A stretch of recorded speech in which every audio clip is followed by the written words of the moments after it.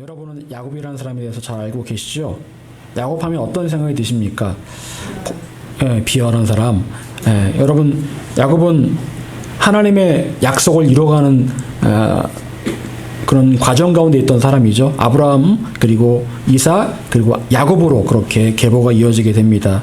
야곱이 낳은 요셉은 이스라엘 백성들을 애굽 땅으로 인도해서 어려운 시절을 잘 견딜 수 있도록 도움을 주었던 그런 아들이었죠. 야곱의 장점하면 무엇입니까? 정말 열심히 살았다. 정말 최선을 다해 살았다. 그게 바로 야곱의 장점이죠. 특별한 예로 야곱이 베델에서 하나님과 씨름했던 사건이 있었습니다. 하나님과 씨름해서 이길 정도로 야곱은 굉장한 열심을 가졌던 사람이었습니다. 하지만 다른 측면에서 생각한다면 야곱의 인생이 어떻습니까? 야곱의 인생이 별로 좋지가 못해요. 야곱은 욕심이 많았습니다. 그래서 본인이 원하는 것들은 반드시 얻는 그런 욕심이 굉장히, 다른 말로 말하면 야망이 많았던 사람이 바로 야곱이었습니다. 야곱은 형 에서의 것을 빼앗으려고 했던 그런 사람이었죠. 장자권을 빼앗으려고 했었고, 또 형이 받아야 될 그 축복을 야곱이 가로채는 그런 일도 있었습니다. 또 외삼촌 라반의 집에서 좋은 가축들을 본인 걸로 하기 위해서 그렇게 또 술수를 썼던 그런 사람이 바로 야곱이었다라는 거죠. 또한 야곱은 자식 교육을 좀 잘못시켰습니다. 많은 아들이 있었는데 그 가운데 이 요셉만 특별히 사랑해서 다른 형들이 요셉을 굉장히 미워하게 합니다. 그래서 결국에는 요셉이 형들에 의해서 애굽으로 팔려가는 그런 일을 겪게 되었다라는 거죠. 여러분, 사람들 가운데 나는 야곱을 닮고 싶습니다라고 말하는 사람이 별로 없습니다. 야곱처럼 되고 싶습니다. 그래가지고 아들의 이름을 야곱으로 지은 사람이 없어요. 다른 이름 다니엘도 짓고 요셉도 짓고 마태, 요한 많이 짓는데, 물론 외국에는 제이콥, 야곱도 있긴 하지만 솔직히 야곱은 많지가 않아요. 야곱이라는 이름 짓는 사람이 우리나라 같은 경우는 사실 별로 없는 것 같아요. 성경 이름 가지고 이름 많이 짓잖아요. 그런데 야곱은 별로 그렇게 선호하는 이름은 아닌 것 같습니다. 여러분, 저는 예전에 교회를 다니다가 지금 교회를 출석하지 않는 사람들에게서 공통적으로 듣던 말이 있습니다. 뭔지 아십니까? 그 말은 본인이 교회에서 사람 때문에 상처받았고 그래서 다시는 교회에 나가기 싫다라는 말을 하더라는 거예요. 사람 때문에 상처받았고 그래서 그 교회에 나가기 싫다. 의외로 많은 사람들이 교회에서 상처를 받습니다. 사람들에게 상처를 받아요. 전에 사역하던 교회에서 어떤 교회를 잘 다니던 성도님이 어느 날부터 교회를 안 다닙니다. 그래서 물어보니까 그러는 거예요. 그 같은 교회 권사님이 어느 날 좀 돈을 좀 꿔달라고 했다는 겁니다. 그래서 돈을 꿔줬대요. 권사님이니까 돈을 꿔줬답니다. 돈이 없음에도 불구하고 돈을 꿔줬답니다. 그런데 권사님이 돈을 갚았을까요? 안 갚았을까요? 안 갚은 거예요. 차일피일 미루면서 안 갚은 겁니다. 그래서 이분이 상처를 받아가지고 교회를 떠나버렸어요. 그 권사님 때문에 상처받고 교회를 떠났습니다. 나중에 봤더니 권사님이 교회에서 돈 꾼 사람이 한두 사람이 아니더라고요.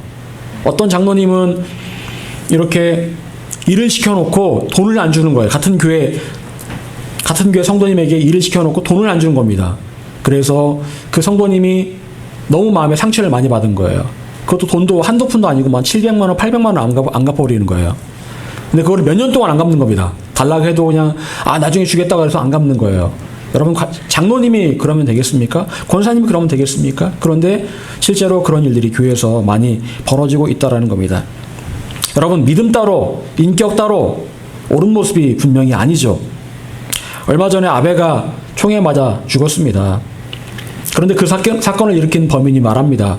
자기 어머니가 통일교회에 빠져서 수억 원의 돈을 통일교회에 헌금했기 때문에 이거 가정 파탄이 일어났는데 그래서 내가 아베를 가만둘 수 없었다라고 그렇게 말을 하더라고요. 분명히 이 통일교회에 뭔가 문제가 있다라는 것, 도덕적으로 문제가 있음을 그가 인정을 했다라는 거죠. 여러분, 지금의 교회들 가운데 사람들이 말하는 그 문제가 뭘까요? 그것은 바로 도덕적인 문제가 분명히 거기 있다라는 겁니다. 서울의 엄청나게 큰 대형 교회에서 몇 년 전에 그 소송이 있었습니다. 어떤 소송이 있었습니까? 교회를 새로 건축을 하는데 지하 공간에다가, 그 교회 같은 경우는 지하에 본당이 있거든요. 지하에 본당이 있는데 그 지하를 이렇게 팠는데 그게 그 땅이 이제 도로 밑인 거예요. 도로 밑. 그래서 공사를 다 끝내놓고 나서 이제 소송을 걸었는데 다른 그 시민단체에 소송 걸었는데 알고 봤더니 구청에서 허가를 잘못 내준 겁니다. 그래서 교회에게 이거를 빨리 원상복구해라 했는데 교회에서 안 되겠다. 우리는 못한다. 우리는 구청에서 하라는 대로 했을 뿐이다. 라고 말을 하면서 못하겠다라고 얘기를 하더라고요. 결국 그 일 때문에 교회가 엄청나게 욕을 먹었습니다. 여러분, 세상에서 요구하는 도덕성에 대해서 지금의 교회들은 반드시 생각을 해보아야 합니다. 오늘 본문 1절에서 베드로 사도는 이렇게 권면하고 있습니다. 오늘 본문 1절 다시 한번 읽어보겠습니다. 자, 시작. 이는 혹 말씀을 순종하지 않는 자라도 말로 말미암지 않고 그 안에 행실로 말미암아 구원을 받게 하려 하노니. 아멘. 지난주에 제가 잠깐 이 말씀을 언급을 했었지요. 여러분, 이거는요, 아내가 믿지 않는 남편을 위해서 무조건 순종하라는 말이 아닙니다. 무조건 순종하라는 말이 아니에요. 옛날에 뭐 조선시대처럼 그렇게 하라는 얘기가 아니에요. 내가 남편에게 순종할 만한 남편에게서 그런 인격을 발견하지 못했다 할지라도 내가 남편을 구원하려면 최소한 내가 선택할 수 있어야 된다는 겁니다. 내가 순종을 선택할 수 있어야 된다는 거예요. 그렇게 할 때 그 남편이 감동받고 하나님을 믿고 구원받을 수 있음을 그걸 말씀하고 있는 겁니다.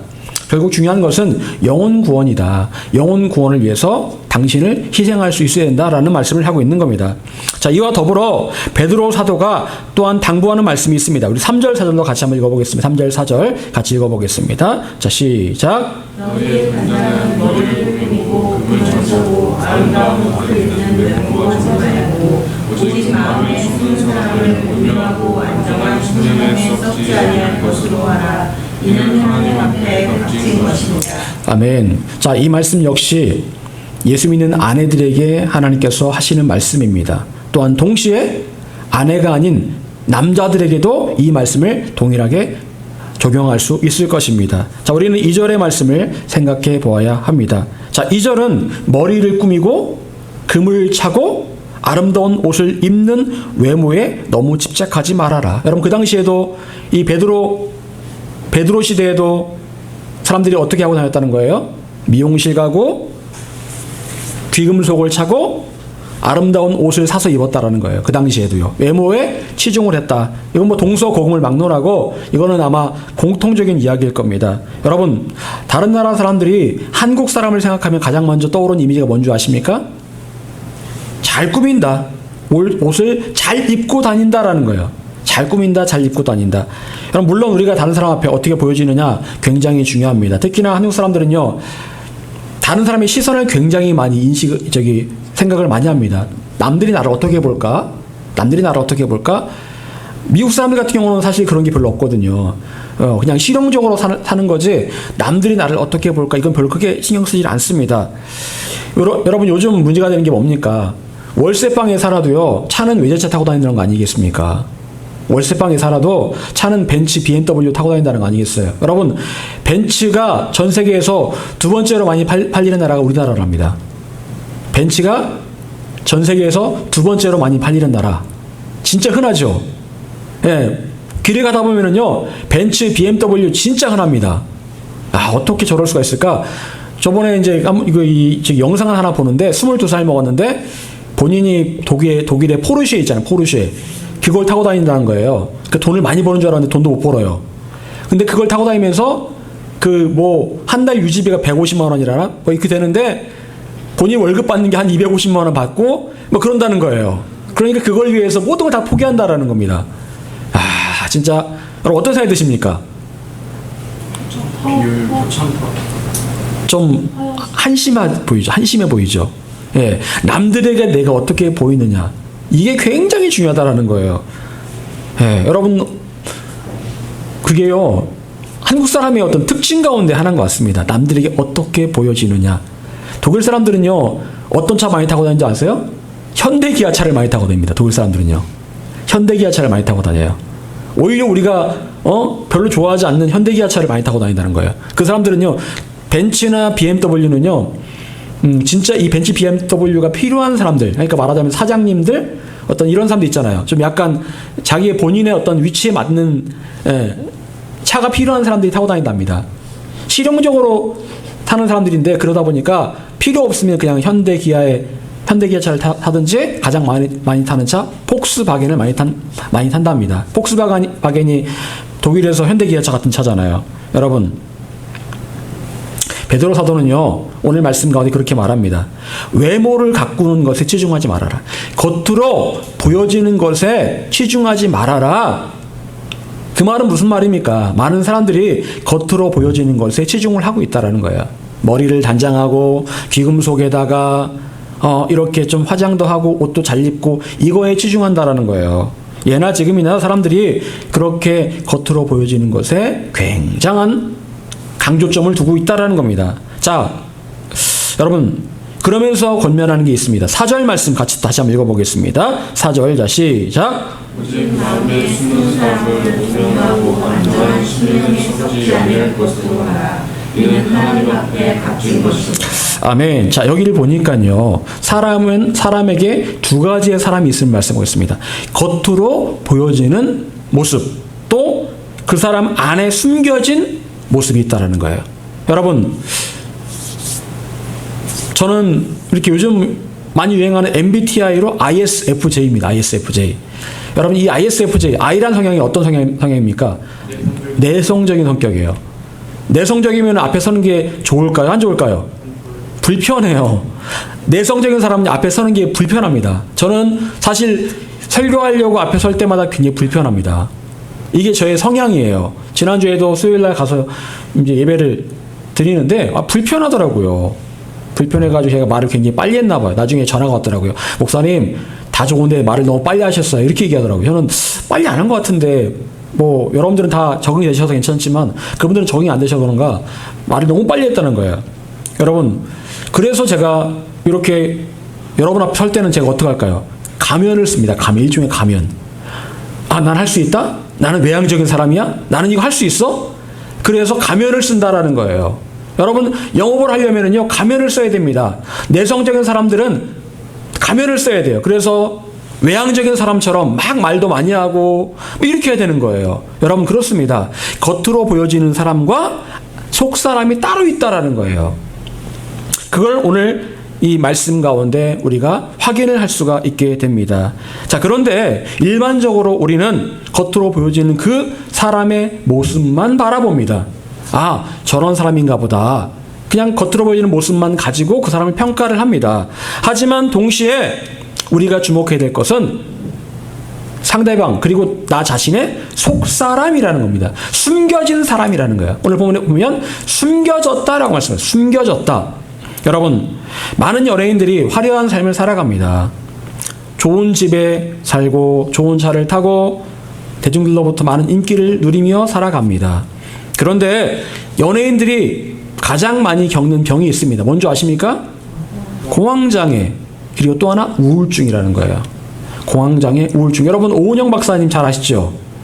오은영 박사님은 공황장애가 있을까요, 없을까요? 있답니다. 그분도요. 2번 정도 공황장애 발작이 왔대요. 우리가 생각할 때는 저분 같은 경우는 남들 고민 들어주고 외향적이고 하니까 말도 잘하고 그런 거 없을 것 같죠. 그런데 그분도 공황장애가 발작이 2번이나 왔대요. 그 얘기를 하시더라고요. 여러분, 공황장애가 뭡니까? 숨이 갑자기 안 쉬어지면서 막 죽을 것 같은 그런 심리적인 병이 아니겠습니까? 실제로는 숨이 쉬어집니다. 그런데 심리적으로 죽을 것 같은 그런 마음이 드는 게 바로 공황장애거든요. 그게 심해지다 보면 우울증이 찾아오게 된다는 거예요. 그런데 겉으로 볼 때 화려해 보이는 그 연예인들이 그런 공황장애, 우울증에 빠져 살아가고 있다는 거죠. 그런데 비단 그들만의 문제가 아니라 일반인들도 이런 공황장애, 우울증을 겪는 사람들이 옛날에 비해서 얼마나 많은지 모릅니다. 여러분, 요즘 사람들은요, 왜 그렇게 부정적인지 모르겠습니다. 매사가 부정적이에요. 매사가 부정적입니다. 여러분, 요즘 그 대통령의 지지율이 20%대로 떨어졌죠. 제가 그 대통령을 좋아하는지 안 좋아하는지 그거는 제가 말씀을 드릴 수가 없지만 분명한 것은 그런 마음이 들더라고요. 아, 이렇게 해가지고 나라가 어떻게 될까. 좀 솔직히 말하면 불쌍한 마음이 드는 거예요. 이 대통령에 대한 불쌍한 마음이 드는 겁니다. 좀 잘했으면 좋겠는데 왜 이렇게 인기가 떨어지고 왜 그런 무능하다는 말을 들을까라는 생각을 하면은 좀 마음이 좀 아프더라고요. 여러분, 사람들이 얼마나 부정적으로 대통령에 대해 쓰는지 모릅니다. 뭐 당장 내려와라, 탄핵감이다, 2달밖에 안 됐거든요. 근데 그렇게 말을 합니다. 여러분, 오죽하면 사촌이 땅을 사면 배가 아프다라는 속담이 있겠습니까? 뭔가 나랑 어떤 코드가 안 맞는 사람이 잘못되면 너무너무 좋다라는 거예요. 여러분, 그렇게 사람들이 부정적인 이유가 뭡니까? 마음에 병이 들었기 때문에 그래요. 여러분, 사람에게는요, 속에 숨은 또 다른 사람이 있습니다. 여러분의 속에는 숨어있는 또 다른 사람이 있어요. 또 다른 사람이 있습니다. 여러분, 미국에서 가장 타락한 도시가 어딘 줄 아십니까? 가장 포르노를 많이 보는 도시. 어딜 것 같으세요? 그렇게 생각하시죠? 그래요. LA, 뉴욕, 그럴 것 같죠? 거기가 아니고요. 유타주. 여러분, 유타주에 누가 살고 있죠? 몰몬교들이 살고 있어요. 몰몬교가 살고 있는데 그들은 굉장히 겉으로 볼 때 도덕적이에요. 사람들이요. 굉장히 도덕적입니다. 해서는 안 되는 게 되게 많아요. 몰몬교가 만든 그 도시가 유타의 솔트레이크 시티라는 곳이거든요. 그런데 겉으로 볼 때 굉장히 도덕적인 그 사람들이 미국 내에서 가장 포르노를 많이 보는 도시래요. 겉으로 볼 때는요, 도덕적으로 보이지만 그들의 숨은 속사람은 어떻다라는 거예요? 썩어있다라는 거예요. 음란하다라는 거예요. 여러분, 사람에게는 이렇게 숨겨진 인격과 성품이 있습니다. 내면을 움직이는 자아죠, 그게. 겉으로는 큰 소리치지만 속으로는 두려워하거나 수줍어하는 사람이 있듯이 모든 사람에게는 겉으로 보여지는 모습과 마음에 또 다른 숨은 인격과 성품이 있다라는 거예요. 여러분, 건강한 크리스찬은 어떤 사람일까요? 오늘 본문 4절은 하나님 앞에 값진 사람에 대해서 말씀을 하고 있는데, 하나님 앞에 값진 사람은요, 마음에 숨은 사람이 온유하고 안정돼서 썩지 아니할 심령으로 가꾸어져 있는 사람이다라는 거예요.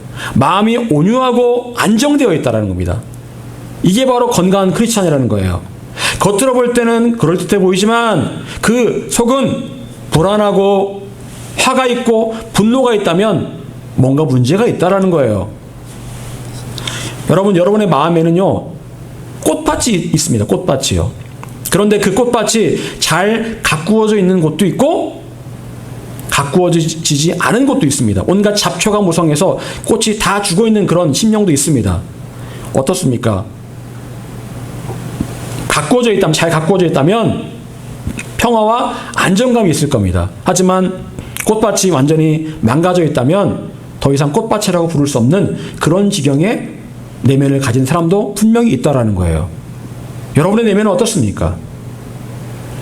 여러분, 제가 예전에 고든 맥도날드 목사님의 내면 세계의 질서와 영적 성장이라는 그런 제목의 책을 가지고 설교를 했던 적이 있습니다. 사람은 두 가지로 분류가 됩니다. 한 사람은요, 쫓겨다니는 사람이 있어요. 늘 쫓겨다닙니다. 늘 바빠.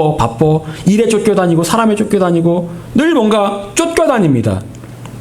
또 한 부류는 마음에 정돈이 되어 있고 질서가 있는 사람이 있다는 거예요.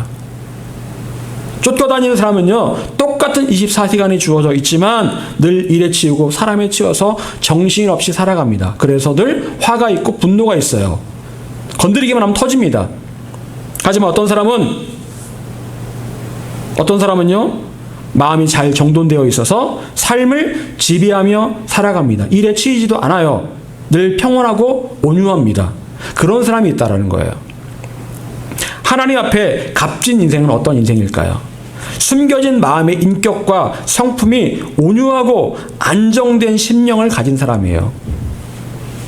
부드럽고 안정되어 있고 따뜻하고 고요하고 평화롭다라는 겁니다. 어떤 사람을 대하든지 어떤 상황에 있었든지 따뜻하고 부드럽습니다. 사람이요. 고요하고 평화롭습니다. 여러분, 그런 사람 만나보신 적 있습니까? 아니면 여러분은 어떻습니까? 여러분 자신은 어떤 사람이세요? 남들이 여러분을 볼 때 내가 당신과 함께 있으면 정말 평화롭다. 마음에 내가 오히려 안정감을 얻을 수 있다. 늘 당신과 함께 하고 싶다. 라고 말하는 사람일까요? 아니면 여러분들 볼 때마다 내가 너를 보면 되게 불안하고 좀 옆에 있고 싶지 않아. 떨어져 있고 싶어. 라고 말하는 그런 사람입니까? 여러분 자신의 모습 한번 생각해 보시길 바랍니다. 여러분, 다니엘은 위기 가운데 어떻게 행동했습니까? 늘 하던 것처럼 창문을 열고 하루 3번씩 하나님께 기도합니다. 위기 가운데서도 다니엘은 온유하고 평화로웠다라는 거예요.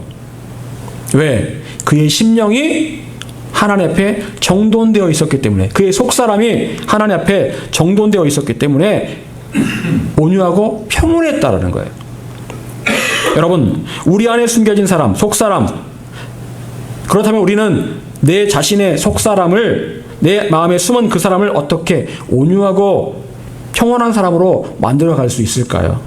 첫 번째, 오직 성령으로 말미암아 속사람이 강건해집니다. 오직 성령으로 말미암아 속사람이 강건해진다. 에베소서 3장 16절은 이렇게 말씀하고 있습니다. 그의 영광의 풍성함을 따라 그의 성령으로 말미암아 너희 속사람을 능력으로 강건하게 하시오며. 자, 여기 보니까 우리의 속사람이 하나님의 능력으로 강건해지는데 어떻게 됩니까? 성령으로 말미암아 이 일이 가능해진다라는 거예요. 여러분, 이건요, 내가 노력하고 어떤 훈련을 받는다고 되는 게 아닙니다. 성령의 능력으로 속사람이 강건해진다라는 거죠. 온유하고 평온한 사람으로 변화될 수 있다라는 겁니다. 저는 제가 예수님 만나기 전에는 어땠는지 아십니까? 다른 친구들과 똑같이 그렇게 욕하고 더럽고 음란하고 그랬습니다. 예수님 만나기 전에는요. 그런데 예수님 제가 딱 만나고 나니까 그 순간에 변화가 일어나더라고요. 일단 제 입에서 욕이 사라졌어요. 욕을 더 이상 안 하게 되었습니다. 그리고 생각이 옛날과 달라졌어요. 완전히요. 그 제가 어떻게 그렇게 해야지라고 해서 된 게 아닙니다. 성령께서 임하시고 나니까 제가 그렇게 변화가 되더라고요. 제 속사람의 성품과 인격의 변화가 일어난 겁니다. 그러면서 옛날에 자연스럽게 했던 그 행동들을 더 이상 하지 않게 되었습니다. 그건 제 노력과 의지가 아닌 또 다른 차원의 변화였습니다. 여러분, 나 자신의 근본적인 변화, 어떤 때는 왜 내가 안 바뀔까? 내가 변화해야 되는데 왜 변화가 안 될까라고 고민되실 때가 있죠. 또 넘어지면, 죄에 대해서 또 넘어지면, 내가 왜 또 넘어졌을까? 고민될 때가 있죠. 여러분, 내가 어떻게 한다고 해서 되는 게 아닙니다. 그 일은요, 성령께서 우리 가운데 임하실 때 가능한 거예요. 성령께서 우리 가운데 충만하게 임하실 때 하나님의 성품이 우리의 성품에 각인이 되는 겁니다. 하나님의 그 성품들이 우리 안에 들어와서 성품들이 우리 안에서 체득이 되는 거예요. 여러분, 결국 속사람은 새로운 성품과 인격으로 변화되는 겁니다. 그리고 이런 역사들은 하나님의 영광 가운데 나아갈 때 구체적으로 성령께서 나를 변화시킴으로 가능해진다는 거죠. 하나님의 영광 가운데 나아갈 때만이 성령의 충만함을 받습니다. 여러분, 하나님의 영광 다소 좀 모호하고 좀 그런 개념이라고 생각하시죠? 하나님의 영광 경험해 보셨습니까? 하나님의 영광 아마 많은 분들이 경험해 보지 못하셨을 겁니다. 하나님의 영광은요, 우리가 뜨겁게 기도하고 찬양할 때 그 영광이, 하나님의 영광이 우리 가운데 임합니다. 하나님의 영광이 막 임해요. 그때 나도 모르게 입에서 방언이 나오기도 하고요. 그리고 나도 모르게 눈물이 흐르면서 회개도 일어나고요. 그리고 내 안에서 근본적인 변화가 일어납니다. 그 순간에 마귀가 떠나간 일이 일어납니다. 그 순간에 치유가 일어나요. 육신의 질병들이 치유되는 역사가 일어납니다. 하나님의 영광 가운데 나아갈 때요. 평소에는 이게 잘 안 되지만 영광 가운데 나아가면 상상도 못했던 그런 일들이 일어나게 된다라는 거예요. 여러분, 하나님께서는요, 성령님을 통해서 나의 인격과 성품을 변화시켜 가기를 원하고 계십니다. 그런데 성령의 그 임재를 우리가 깊이 경험할 때 이런 일들이 일어나게 되는 거예요. 제가 그래서 이번 14일부터 있는 그 집회를 꼭 가자고 말씀을 드리는 게, 그 집회가 그런 집회예요. 그런 집회. 하나님의 임재를 경험하는 그런 집회입니다. 그래서 그냥 일반적인 어떤 말씀 듣고 기도하고 그냥 끝나고 땡 하는 이게 아니거든요. 그래서 말씀을 제가 드린 거예요. 그리고 함께 하자고 권유를 하는 겁니다. 여러분, 우리 잘 아는 손양원 목사님, 두 아들을 죽인 그 안제선이라는 사람을 양자로 받아들였잖아요. 두 아들 죽인 그 안제선을. 겉으로 볼 때는 이게 쉽지 않은 일입니다. 아무리 목사님이지만 그 두 아들을 죽인 그 사람을 어떻게 양자로 받아들입니까? 쉽지 않은 일이죠. 그런데 목사님이 그렇게 했단 말이에요. 그거는 억지로 그렇게 한 게 아닙니다. 그 안에 하나님께서 주신 그 성품과 인격이 변화가 있었기 때문에, 성령으로 인해 변화됐기 때문에 하나님의 성품으로 그 안제선을 용서하고 아들로 받아들일 수가 있었다라는 거예요. 내가 억지로 그렇게 한 게 아닙니다. 여러분, 억지로 믿음의 삶을 살아가려면 참 힘듭니다. 억지로 친절하고 억지로 온유하고 억지로 참아야 되고 이거 힘듭니다. 억지로 사랑하려고 하는 거 힘듭니다.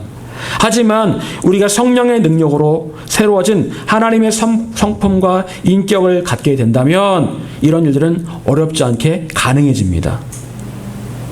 여러분, 교회는요, 도덕을 가르치는 곳이 아닙니다. 이거 해야 됩니다. 저거 해야 됩니다. 도덕을 가르치는 곳이 아니에요. 교회는요, 하나님의 임재를 통해서 성품의 근본적인 변화를 일으키도록 도와주는 곳입니다. 여러분, 그리고 결국 여러분이 하나님의 성품과 인격을 가진 사람으로 변화되기 위해서 중요한 것은 바로 하나님의 영광 가운데 나아가는 것. 이것이 굉장히 중요하다는 거예요. 여러분, 우리 교회가 바로 이런 하나님의 영광 가운데 나아가기를 소망하면서, 제가 늘 우리 기도하는 사람들이 꼭 그렇게 기도를 하잖아요. 영감 있는, 감동 있는 반주자 얘기를 하는데, 그냥 반주자 말고요. 이 느낌을 아는, 이 하나님 영광 가운데 나가는 느낌을 아는 그런 반주자를 말하는 거예요. 그런 반주자가 오기를 원하고 있다는 겁니다. 그런 반주자가 오기를 8년째 기도하고 있잖아요.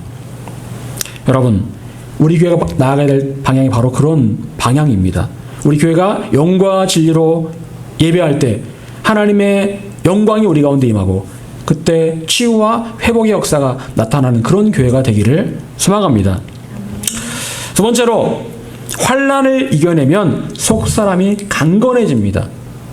환난을 이겨낼 때 속사람이 강건해진다. 고린도후서 4장 16절 17절, 그러므로 우리가 낙심하지 아니하노니 우리의 겉사람은 낡아지나 우리의 속사람은 날로 새로워지도다. 우리가 잠시 받는 환난에 경한 것이 지극히 크고 영원한 영광에 중한 것을 우리에게 이루게 함이니. 여러분, 바울은 고백합니다. 나의 겉사람은 날마다 낡아진다. 무슨 말일까요? 몸이 굉장히 안 좋아진다는, 건강도 안 좋아지고 늙어서 힘도 없어지고 그렇게 되고 있지만, 그래도 나는 내 안에 속사람이 강건해지고 있기 때문에 하나도 아쉽지 않다라고 고백을 하고 있다라는 거예요. 내 속사람이 날마다 하나님을 닮아가고 있기 때문에, 그래서 나는 감사하다.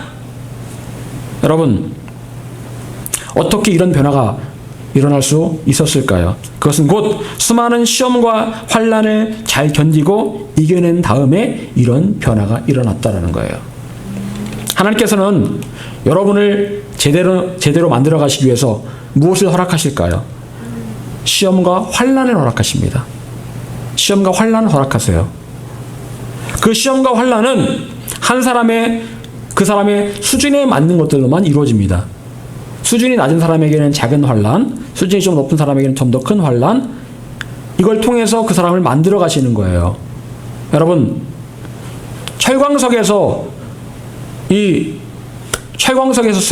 쇠를 뽑아내려면 어떻게 하면 될까요? 철광석은요, 철을 함유한 돌이잖아요, 돌. 거기에서 어떻게 철을 순수한 100% 철을 뽑아냅니까? 뜨거운 불에 던져버리는 거죠.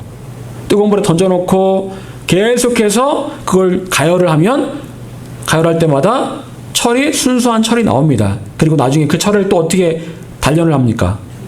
그렇죠. 두드리고 물에 담갔다가 또 두드리고 물에 담갔다가 계속해서 식혔다가 담갔다가 때리고 또 가열하고 계속해서 그렇게 할수록 그 철은 강해진다라는 거예요.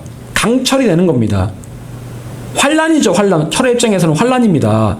물에 넣었다가 다시 달궜다가 때리고 엄청난 환난이죠. 하지만 그런 환난을 다 지나간 다음에 강철이 된다라는 거죠. 마찬가지입니다. 하나님께서 우리를 만들어 가신 과정이 바로 이렇다라는 거예요.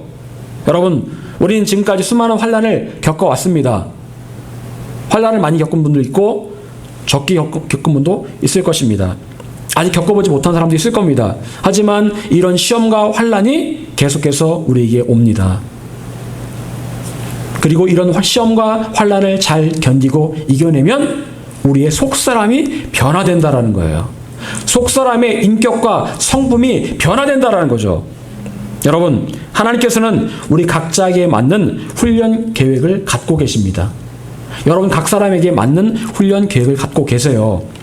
그리고 그 훈련을 통과할 때마다 여러분의 속사람과 인격과 성품을 더 아름답게 변화시켜 가십니다. 저도 지금까지 수없이 많은 환난을 받은 것 같아요. 그리고 그런 환난을 통해서 제가 변화되고 단련되고 더 정금같이 나온 것들을 제가 경험할 수가 있게 되었습니다. 여러분을 향한 하나님의 훈련의 목적이 무엇일까요? 그것은 바로 여러분 안에 속사람의 인격과 성품을 변화시켜 가는 겁니다. 그것이 바로 환난을 여러분에게 허락하신 목적이에요. 다른 그 무엇이 아닌 하나님께서 기뻐하시는 거룩한 성품으로, 거룩한 인격으로 변화되는 것, 이것이 너무나 중요합니다. 여러분, 우리는 계속해서 하나님의 성품, 인격을 닮아가는 사람이 될 수 있어야 됩니다. 그래서 어떤 순간에도 온유하고 평온한 성품과 인격이 되었을 때 여러분을 통해서 하나님의 역사들이 나타나게 될 것입니다. 사랑하는 여러분, 우린 지금 하나님의 계획대로 변화되고 있습니까? 어떻습니까? 제가 볼 때 여러분들 변화되고 있는 것 같아요. 변화되고 있는데 어떤 분은 좀 약간 더딜 수도 있고 좀 빠를 수도 있고 한데 제가 볼 때는 다 변화가 되고 있습니다. 하나님께서 여러분 안에 있는 속사람을 조금씩 변화시켜 가고 계세요.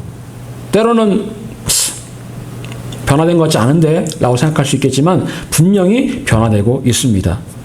여러분, 우리가 하나님의 영광과 임재 가운데 나아가서 예배하고 기도할 때 그때에 성령께서 임하심으로 보다 놀라운 변화가 일어나게 될 것입니다.